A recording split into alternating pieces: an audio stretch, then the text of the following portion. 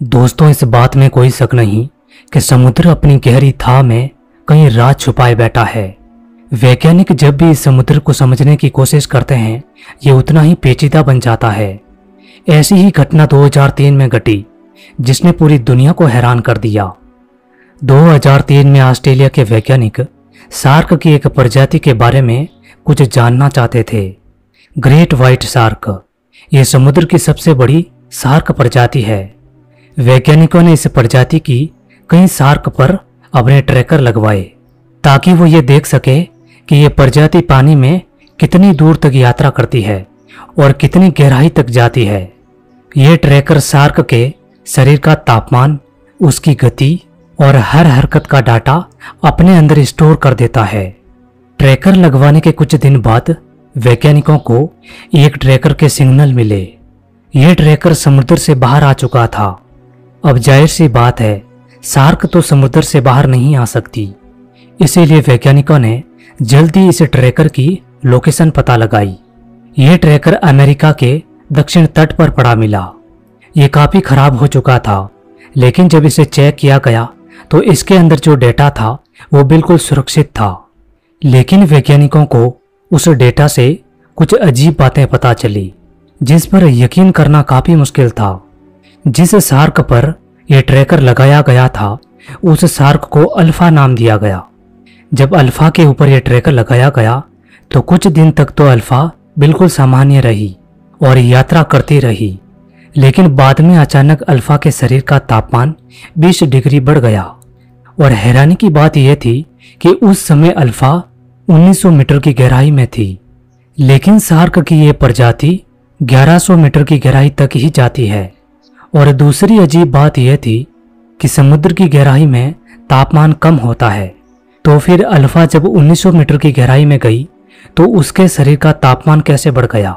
ये सारी बातें वैज्ञानिकों को हैरान कर रही थी। लेकिन बाद में एक बात पता चली जिसने सबके होश उड़ा दिए। दरअसल बेचारी अल्फा को किसी बड़े जीव ने साबुत ही निगल लिया था, और जिस जीव ने निगला था वो गहरे पानी का जीव था, इसीलिए वो गहरे पानी में चला गया। लेकिन अल्फा उस जीव के पेट में थी, इसीलिए अल्फा के शरीर का तापमान 20 डिग्री बढ़ गया। लेकिन उस जीव के पेट में रहते हुए भी ट्रैकर सही तरीके से काम कर रहा था। बाद में जब उस जीव ने अपना पेट साफ किया तो ट्रैकर हल्का होने की वजह से वो पानी के ऊपर आ गया और समुद्र की लहरों में तैरकर वो अमेरिका के दक्षिण तट पर पहुंच गया। लेकिन वैज्ञानिक इस बात से हैरान थे कि पानी के सबसे बड़े जीव शार्क को निकलने वाला जीव कौन था।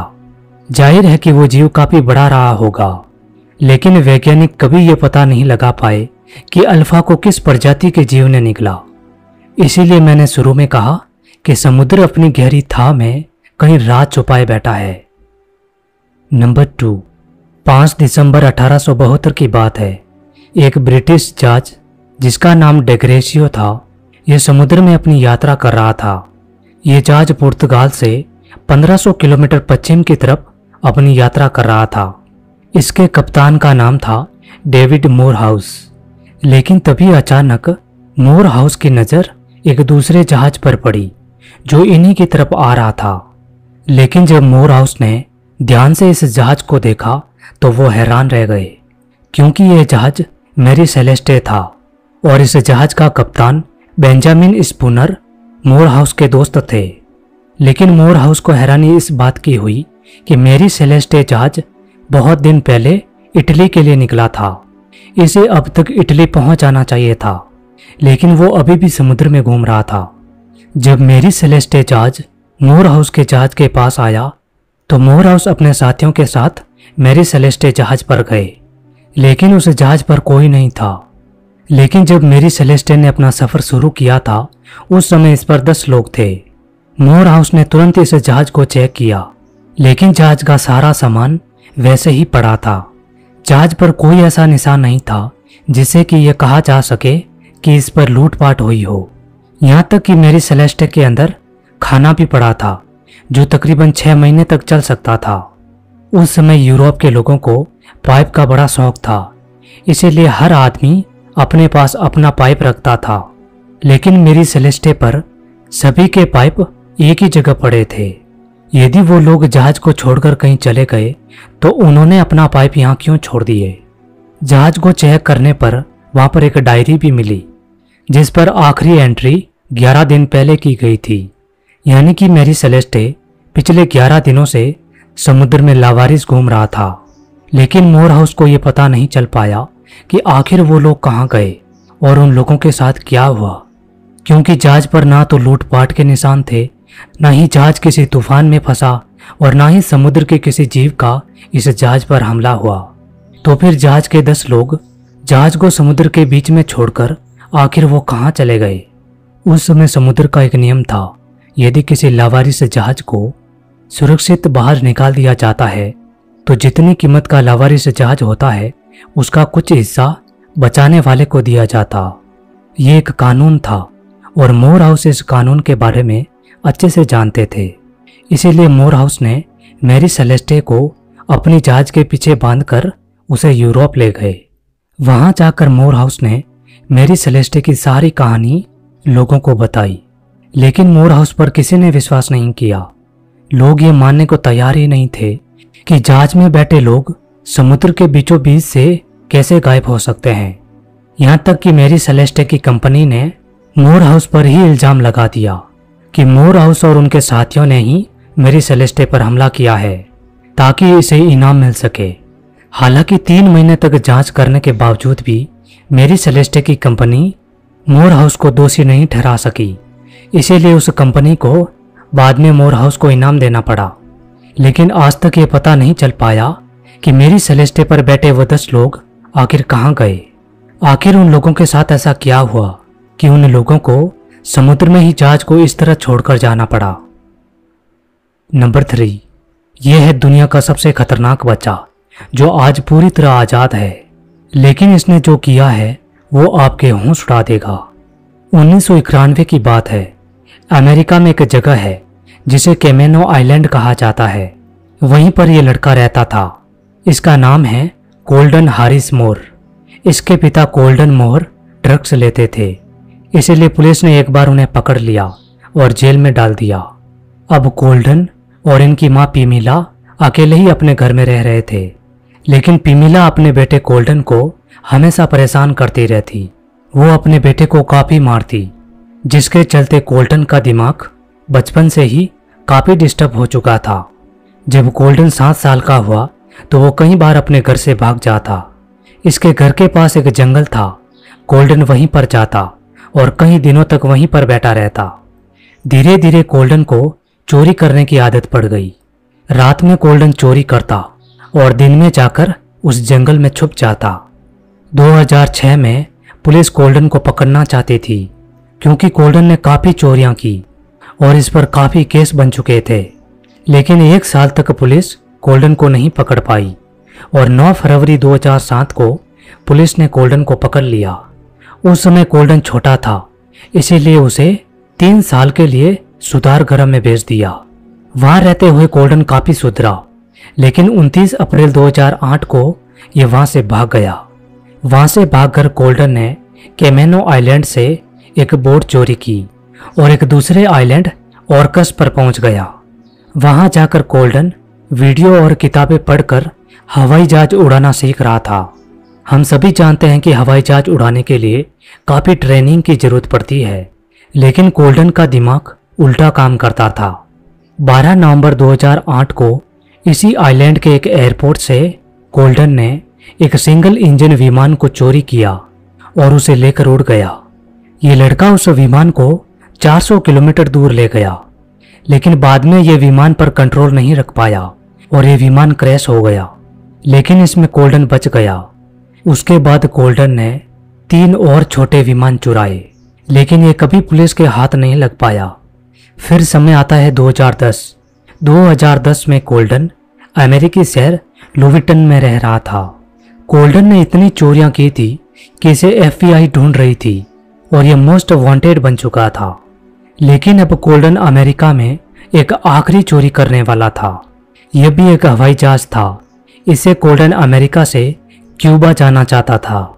4 जुलाई 2010 को कोल्डन ने एक प्राइवेट विमान चोरी किया और उसे लेकर उड़ गया। लेकिन कोल्डन इस विमान को संभाल नहीं पाया और ये विमान अमेरिका की एक जगह बामास में क्रैश हो गया। इस हादसे में भी कोल्डन बच गया, लेकिन पुलिस ने इसे गिरफ्तार कर लिया और FBI को सौंप दिया। कोल्डन पर 2 साल तक केस चला और बाद में इसे 6 साल की सजा हुई। लेकिन कोल्डन 2018 में जेल से छूट गया। आज कोल्डन एक कंपनी में काम करता है और अच्छी जिंदगी जी रहा है। नंबर 4, अमेरिकी शहर ह्यूस्टन में जेमी नाम की एक औरत रहती थी। इसके साथ इसका एक बेटा था, रूडी फेरियाज। 2011 की बात है। जेमी का एक बड़ा बेटा था जिसका नाम था चार्ल्स। उसकी एक मोटरसाइकिल एक्सीडेंट में जान चली गई। उस समय रूडी की उम्र 13 साल थी। अपने बड़े भाई को खोने की वजह से रूडी काफी परेशान रहने लगा। लेकिन सिर्फ 2 साल बाद 2014 में रूडी के पिता की भी मृत्यु हो गई। अब जेमी और रूडी 2 ही बचे थे। जब लोगों को जेमी के बारे में पता चला तो लोगों ने फंड इकट्ठा किया और जेमी को वो पैसे दे दिए। इस तरह जेमी के पास काफी पैसे इकट्ठे हो गए। लेकिन 6 मार्च 2015 को रूडी अपने कुत्ते के साथ कहीं बाहर निकला था, लेकिन वापस सिर्फ रूडी का कुत्ता आया। रूडी कहीं गायब हो गया। जब जेमी को इसके बारे में पता चला तो वो तुरंत ही पुलिस के पास गई। पुलिस पहले से ही जेमी की कहानी जानती थी। उसने अपने एक बेटे और अपने पति को खोया है और अब अपने दूसरे बेटे को भी खो दिया। इसीलिए पुलिस ने रात दिन एक कर दिए रूडी को ढूंढने के लिए, लेकिन रूडी कहीं पर नहीं मिला। इधर लोगों को जब पता चला कि जेमी का दूसरा बेटा भी कहीं गायब हो गया तो लोगों ने और ज्यादा पैसे इकट्ठे किए और जेमी को दे दिए। लोगों ने कई एजेंट भी हायर किए ताकि वो रूडी को ढूंढ सके, लेकिन ना तो पुलिस कभी उसे ढूंढ पाई ना ही कोई एजेंट।